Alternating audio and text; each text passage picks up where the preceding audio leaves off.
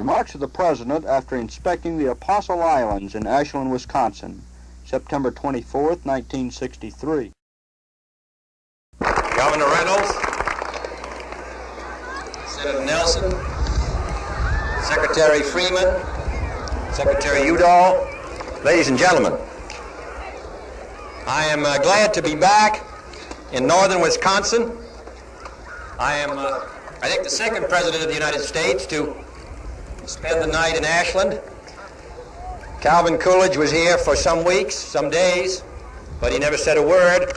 And I was here for one night and spoke all the time. In any case, I appreciate very much your coming out and welcoming us back.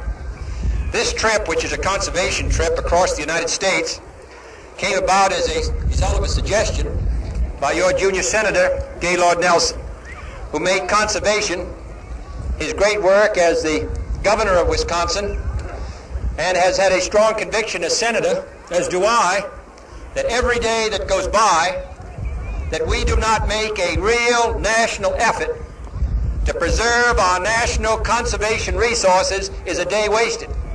Anyone who flies over those islands, as we just did, looks at that long beach, looks at those marshes, looks at what a tremendous natural resource this can be and is now for nearly 50 million Americans who will live in this section of the United States in the coming years, must realize how significant this occasion is. And what we are doing here, which is concentrating the attention of the people of the country on this great natural resource, must be duplicated in every state of the Union, all the way from Massachusetts to Hawaii, if we're going to make this country as good a place to live in for our children as it has been for us. So I'm glad to come to this section of the country, which has experienced so many economic hardships, which has lived so close to nature, which has understood the importance of preserving this resource for many years, and come here and tell you that we, with you in this state and with your governor, will work closely to develop the resources of northern Wisconsin so that this area can rise and provide a life for its people and an attraction for people from all over the Middle West.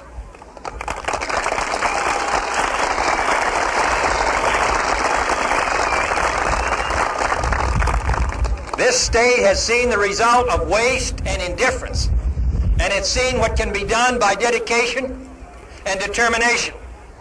This section of Wisconsin, like other sections of the United States, which in the past depended upon a few natural resources, have known what economic distress can do when those resources are exhausted or when indifference lays them waste.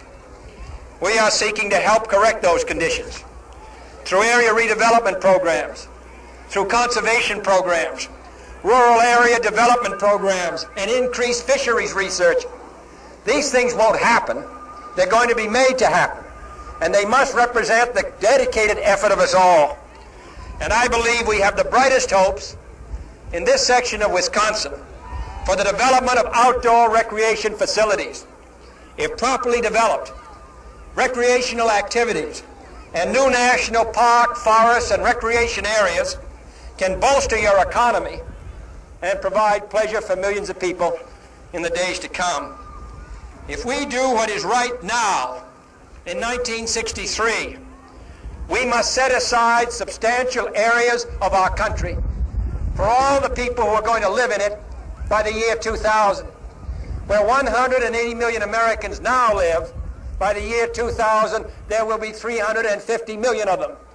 And we have to provide for them as Theodore Roosevelt and Franklin Roosevelt and the others provided for us. The precise manner in which these resources are used, land and water, is of the greatest importance. There is need for comprehensive local, state, regional, and national planning. I think we're fortunate that in this state government, in this state, because of Gaylord's work and because of John Reynolds' work, you've already made a detailed study of the resource development potential of the South Shore of Lake Superior.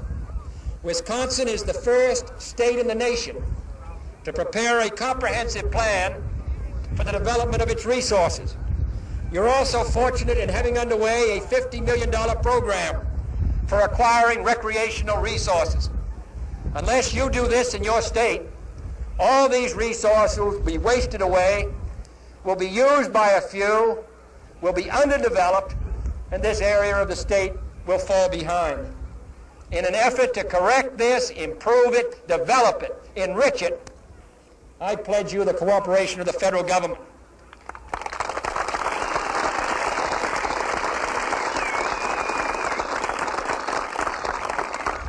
Lake Superior, the Apostle Islands, the Bad River area are all unique.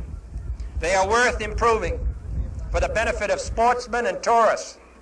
In an area of congestion and pollution, man-made noise and dirt, Lake Superior has a beauty that millions can enjoy. These islands are part of our American heritage. In a very real sense, they tell the story of the development of this country. The vast marshes of the Bad River are a rich resource, providing a home for a tremendous number and varied number of wild animals. In fact, the entire northern Great Lakes area, with its vast inland sea, its 27,000 lakes, and thousands of streams, is a central and significant part of the freshwater assets of this country, and we must act to preserve these assets. Earlier this year, industrial accidents dumped millions of gallons of oil into the Minnesota River, causing the destruction of thousands and thousands of ducks and other wildlife, and damaging the recreational use of that river for 100 miles. Preliminary studies show that the pollution of the upper Mississippi is growing worse. I am therefore announcing, under provisions of the Federal Water Pollution Control Act, the convening of an enforcement conference to investigate the pollution of the water of the upper Mississippi and Minnesota River, to be held in St. Paul, Minnesota in January. The Department of Health, Education, and Welfare has allocated $250,000 to commence the study of the pollution of this area.